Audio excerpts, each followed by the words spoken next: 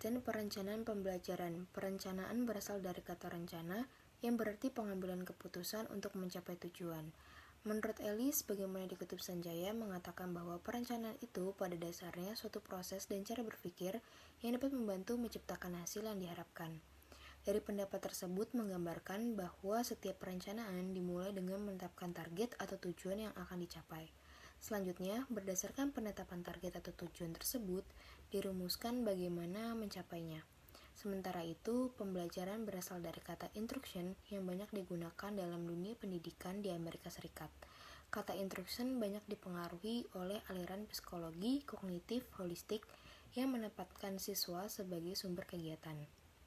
Di samping itu, kata instruction dipengaruhi oleh perkembangan teknologi yang diprediksi dapat memfasilitasi siswa dalam mempelajari segala sesuatu, dan peran guru berubah menjadi fasilitator dalam kegiatan pembelajaran.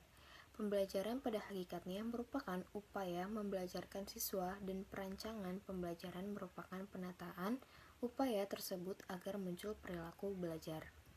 Dalam kondisi yang tertata, tujuan dan isi pembelajaran jelas, strategi pembelajaran optimal, akan amat berpeluang memudahkan belajar. Di pihak lain, peranan pendidik akan menjadi semakin kompleks. Ia bukan hanya sebagai salah satu sumber belajar, tapi juga menampilkan diri sebagai seorang ahli dalam menata sumber-sumber belajar lain, serta mengintegrasikan ke dalam tampilan dirinya.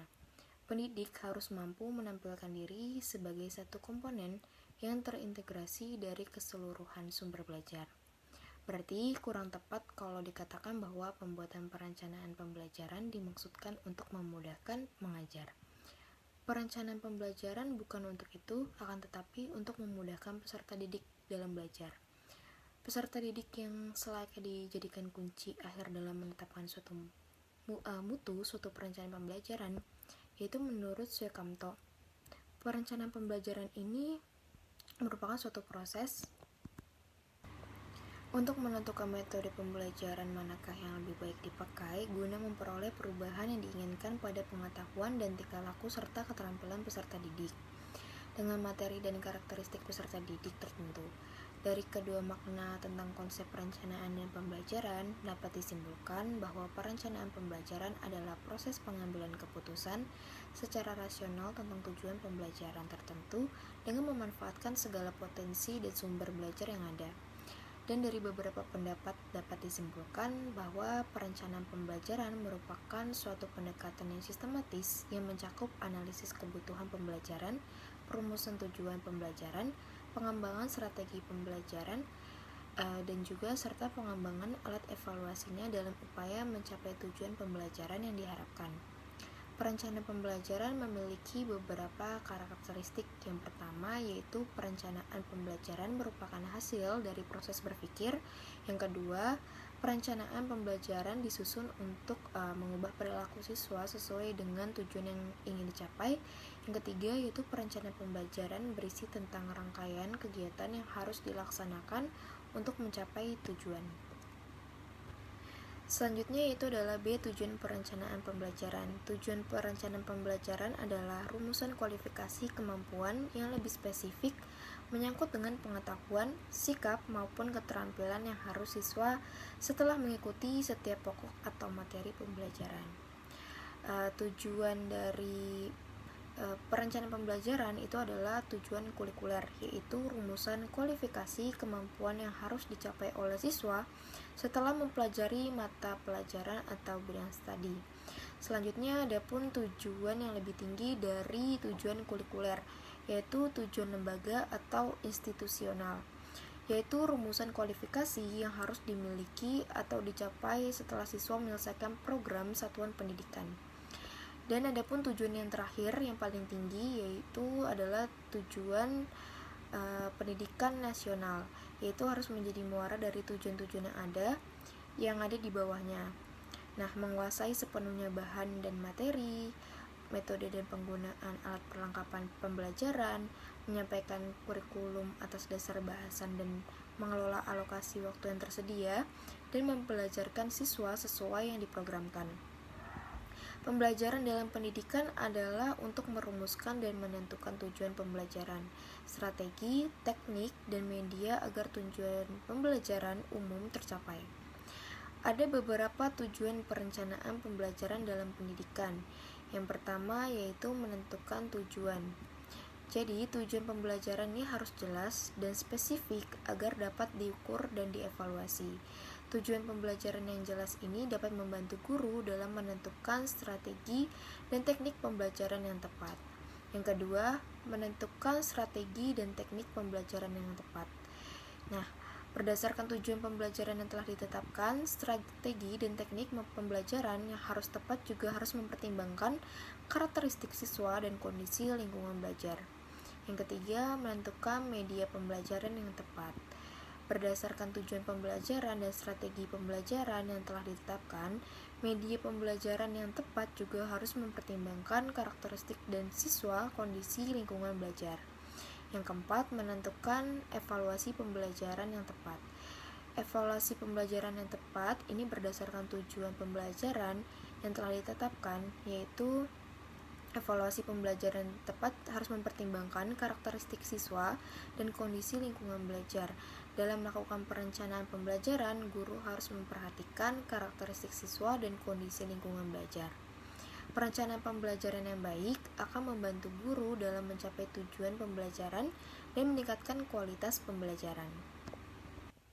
Sama halnya yaitu menurut Dick dan Cherry bahwa rumusan tujuan pembelajaran umum harus jelas, dapat diukur, dan berbentuk tingkah laku. Rumusan tujuan pembelajaran yang baik yaitu yang pertama formulasi dalam bentuk operasional, yang kedua bentuk produk belajar, yang ketiga dalam tingkah laku si belajar, keempat jelas tingkah laku yang ingin dicapai, yang kelima hanya mengandung satu tujuan belajar, yang keenam tingkat keluasan yang sesuai, yang ketujuh rumusan kondisi pembelajaran jelas dan mencantumkan standar tingkah laku yang dapat diterima. Pengembangan perencanaan pembelajaran ini terdiri dari seperangkat kegiatan yang meliputi perencanaan, pengembangan, dan evaluasi terhadap sistem pembelajaran yang sedang dikembangkan. Sehingga setelah mengalami beberapa kali revisi, sistem pembelajaran itu dapat memuaskan hati pengembangnya. Pengembangan perencanaan pembelajaran ini dimaksudkan untuk mencari pemecahan masalah-masalah pembelajaran atau setidaknya itu dalam mengoptimalkan sumber belajar yang ada untuk memperbaiki pendidikan. Hasil akhir dari perencanaan pembelajaran adalah suatu sistem pembelajaran yaitu materi dan strategi belajar mengajar yang dikembangkan secara empiris yang secara konsisten terbukti dapat mencapai tujuan pembelajaran tertentu. Dari beberapa sumber tersebut dapat disimpulkan bahwa tujuan perencanaan pembelajaran adalah untuk merumuskan atau menentukan tujuan pembelajaran baik strategi, teknik, dan media agar tujuan pembelajaran umum tercapai. Tujuan perencanaan pembelajaran itu meliputi yaitu menentukan tujuan pembelajaran yang jelas dan spesifik, menentukan strategi dan teknik pembelajaran yang tepat, menentukan media pembelajaran yang tepat, dan menentukan evaluasi pembelajaran yang tepat. Dalam melakukan perencanaan pembelajaran, guru harus memperhatikan karakteristik siswa dan kondisi lingkungan belajar. Perencanaan pembelajaran yang baik akan membantu guru dalam mencapai tujuan pembelajaran dan meningkatkan kualitas pembelajaran. Selain itu, perlu dilakukan evaluasi pembelajaran secara berkala untuk mengetahui sejauh mana tujuan pembelajaran telah tercapai dan untuk menemukan solusi atas permasalahan yang muncul. Untuk selanjutnya C. Prosedur perencanaan pembelajaran. Prosedur perencanaan pembelajaran ditentukan oleh model perencanaan pembelajaran yang dipilih. Perencanaan pembelajaran adalah suatu cara yang sistematis untuk mengidentifikasi, mengembangkan, dan mengevaluasi seperangkat materi dan strategi yang diarahkan untuk mencapai tujuan tertentu. Hasil akhir dari perencanaan pembelajaran adalah suatu sistem pembelajaran, yaitu materi dan strategi belajar mengajar yang dikembangkan secara empiris dan terbukti secara konsisten dapat mencapai tujuan pembelajaran tertentu. Pengembangan perencanaan pembelajaran mencangkup serangkaian kegiatan yang meliputi perencanaan, pengembangan, dan evaluasi terhadap sistem pembelajaran yang sedang dikembangkan tersebut. Sehingga setelah mengalami beberapa kali revisi, sistem pembelajaran itu dapat memuaskan hati pengembangnya. Pengembangan perencanaan pembelajaran ini dimaksudkan untuk mencari pemecahan masalah-masalah pembelajaran atau setidaknya dapat mengoptimalkan sumber belajar yang ada untuk memperbaiki pendidikan. Salah satu model perencanaan pembelajaran yang dapat meningkatkan kualitas pembelajaran adalah perencanaan pembelajaran model Dick dan Carey, yaitu yang pertama, mengidentifikasi kebutuhan pembelajaran. Jadi kebutuhan pembelajaran adalah kesenjangan antara kondisi realitas pembelajaran saat ini dengan kondisi ideal pembelajaran yang seharusnya digunakan. Langkah-langkah mengidentifikasi kebutuhan pembelajaran merupakan proses untuk mengidentifikasi bentuk kegiatan pembelajaran yang paling tepat dan menentukan populasi sasaran yang dapat mengikuti kegiatan pembelajaran. Untuk yang kedua yaitu menganalisis pembelajaran. Menganalisis pembelajaran adalah suatu proses menjabarkan perilaku umum menjadi perilaku khusus yang tersusun secara logis dan sistematik. Jadi proses ini bertujuan untuk mengetahui gambaran susunan perilaku khusus dari yang paling awal sampai yang paling akhir. Untuk yang ketiga itu mengidentifikasi perilaku dan karakteristik awal peserta didik. Jadi setelah selesai melakukan analisis pembelajaran dan sudah tergambarkan perilaku khusus yang akan dikuasai oleh peserta didik. Yang keempat, menulis tujuan kinerja atau tujuan pembelajaran khusus. Jadi tujuan pembelajaran khusus adalah penjelasan rinci tentang apa saja yang dapat dilakukan oleh siswa setelah mengikuti proses pembelajaran. Yang kelima, mengembangkan butirtas acuan patokan. Jadi setelah tujuan pembelajaran khusus selesai dirumuskan secara operasional, tahap berikutnya adalah mengembangkan butirtas acuan patokan. Untuk yang keenam yaitu mengembangkan strategi pembelajaran. Jadi suatu strategi pembelajaran menjelaskan komponen-komponen umum dari suatu set bahan pembelajaran dan prosedur-prosedur yang akan digunakan bersama bahan-bahan tersebut untuk menghasilkan hasil belajar tertentu pada siswa. Yang ketujuh, mengembangkan bahan ajar. Bahan ajar merupakan bahan-bahan atau materi-materi pembelajaran yang disusun secara sistematis yang digunakan guru maupun siswa dalam proses pembelajaran. Bahan ajar mempunyai struktur dan urutan yang sistematis, menjelaskan tujuan pembelajaran yang akan dicapai, memotivasi siswa untuk belajar, serta memberikan latihan yang banyak bagi siswa, menyediakan rangkuman dan secara umum berorientasi pada siswa secara individual. Untuk yang kedelapan yaitu melaksanakan evaluasi formatif dan sumatif. Jadi setelah semua tahap perencanaan sistem pembelajaran selesai dikembangkan, tahap berikutnya adalah melakukan evaluasi formatif terhadap keseluruhan kegiatan perencanaan tersebut. Evaluasi formatif adalah proses menyediakan dan menggunakan informasi untuk dijadikan dasar pengembangan keputusan dalam rangka meningkatkan kualitas produk atau program pembelajaran. Evaluasi formatif bertujuan untuk menentukan apa yang harus ditingkatkan atau direvisi agar produk tersebut lebih efektif dan efisien. Oke, terima kasih. Selanjutnya yaitu fungsi perencanaan pembelajaran. Nah, menurut Sanjaya, fungsi perencanaan pembelajaran itu ada 8, yaitu yang pertama ada fungsi kreatif. Nah, fungsi kreatif dalam perencanaan pembelajaran yaitu suatu kemampuan untuk menciptakan ide-ide baru dan atau inovatif yang nantinya dapat berguna seperti ide-ide baru dalam strategi pembelajaran, dalam materi pembelajaran, ataupun dalam kegiatan pembelajaran nantinya. Nah, fungsi ini sangat penting karena apa? Karena dengan menerapkan fungsi kreatif ini, dapat memberikan variasi dan juga keunikan dalam proses pembelajaran supaya nantinya peserta didik dapat menerima materi dengan baik dan juga tidak merasa bosan. Fungsi yang kedua yaitu ada fungsi inovatif.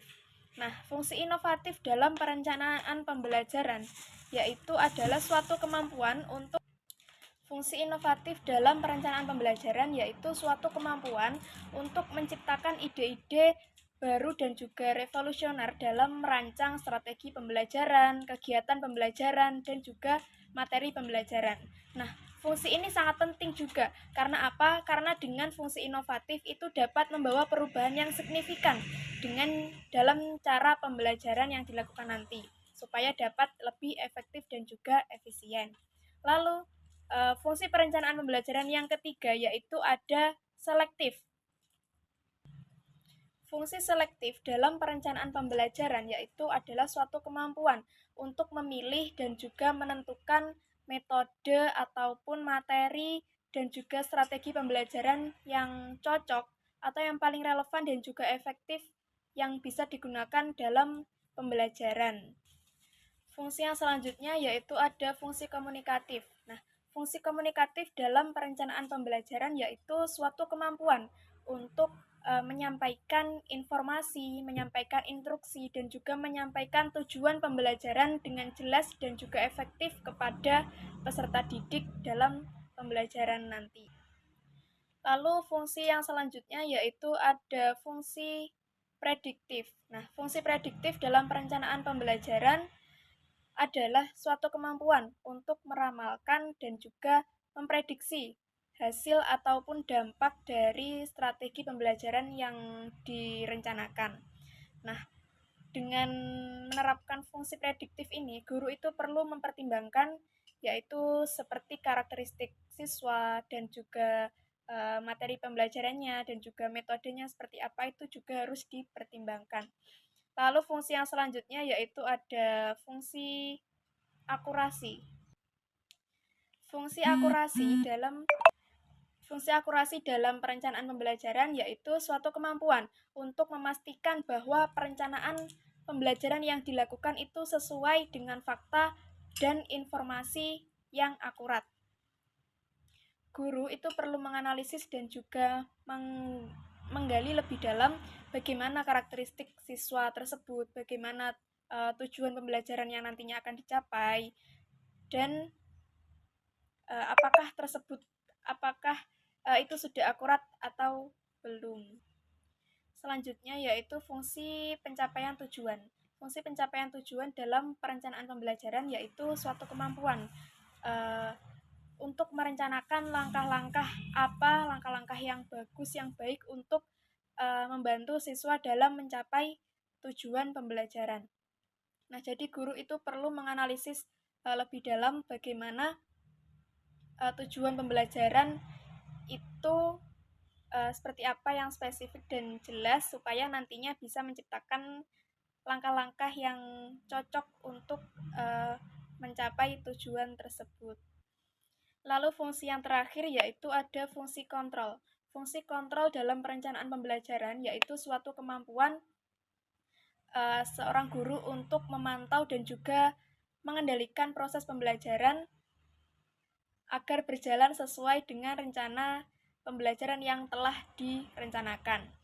Nah, guru itu bertugas untuk mendampingi dan juga mengamati dan mengevaluasi serta memberikan umpan balik kepada siswa selama proses pembelajaran itu berlangsung. Baik, terima kasih atas waktunya.